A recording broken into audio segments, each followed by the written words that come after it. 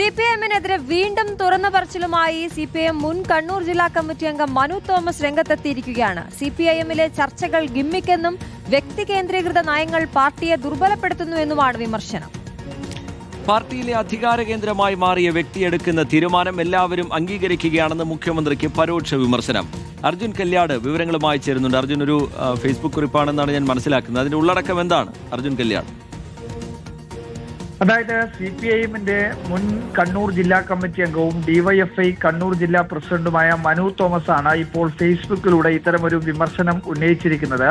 നേരത്തെ ഈ സ്വർണ്ണക്കടത്ത് കൊട്ടേഷൻ സംഘാംഗങ്ങളുമായി പാർട്ടിയിലെ ചില നേതാക്കൾക്ക് ബന്ധമുണ്ട് എന്ന് സൂചിപ്പിച്ചുകൊണ്ട് മനു തോമസ് ആരോപണം ഉയർത്തുകയും അതിന് പിന്നാലെ തന്നെ പാർട്ടി കമ്മിറ്റികളിൽ നിർജീവമാവുകയും അതിന് പിന്നാലെ പാർട്ടിയിൽ നിന്ന് പുറത്തേക്ക് പോവുകയും ചെയ്ത വ്യക്തിയാണ് ഈ മനു തോമസ്. മനു തോമസ് ആണ് ഇപ്പോൾ ഇങ്ങനെയൊരു പോസ്റ്റ് ഫേസ്ബുക്കിലൂടെ പങ്കുവച്ചിരിക്കുന്നത്. അതിൽ പറയുന്നത് ഇങ്ങനെയാണ്, അതായത് സിപിഎമ്മിൽ നടക്കുന്ന ചർച്ചകൾ എന്നൊക്കെ പറയുന്നത് വെറും ഗിമ്മിക്കായിട്ടുള്ള കാര്യങ്ങളാണ്. അതായത് ഒരു വ്യക്തി അല്ലെങ്കിൽ ചില വ്യക്തികൾ എടുക്കുന്ന തീരുമാനം അത് കമ്മിറ്റികളിൽ അവതരിപ്പിക്കപ്പെടുന്നു.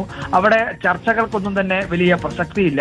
ചർച്ചകൾ വന്നാൽ തന്നെ അത് പിന്നീട് ആ പാർട്ടിയുടെ ഒരു തീരുമാനമാണ് എന്ന തരത്തിലേക്ക് അത് കൊണ്ടുപോവുകയും ആ തീരുമാനം തന്നെ, അതായത് ചർച്ചകളിൽ ഭൂരിപക്ഷം ആ തീരുമാനത്തെ എതിർത്ത് കഴിഞ്ഞാലും പാർട്ടിയുടെ ഒരു തീരുമാനമാണ് ഇത് എന്ന് പറഞ്ഞുകൊണ്ട് ആ തീരുമാനം തന്നെ നടപ്പിൽ വരുത്തുകയും ചെയ്യുന്ന തരത്തിലാണ് പാർട്ടി കമ്മിറ്റികളിലെ ചർച്ചകൾ ഉള്ളത്.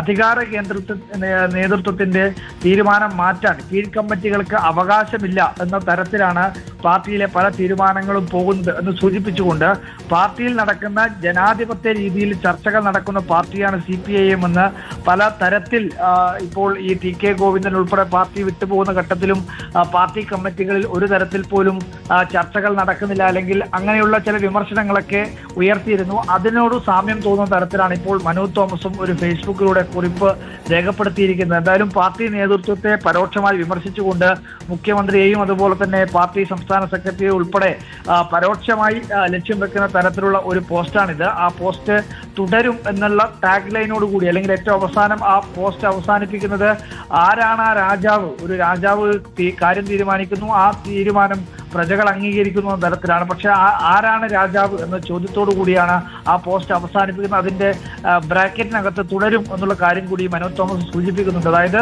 നേരത്തെ തന്നെ ഇത്തരത്തിൽ പാർട്ടിക്കെതിരെ ചില വിമർശനങ്ങളൊക്കെ ഉയർത്തിയാണ് മനു തോമസ് പുറത്തുപോയത്.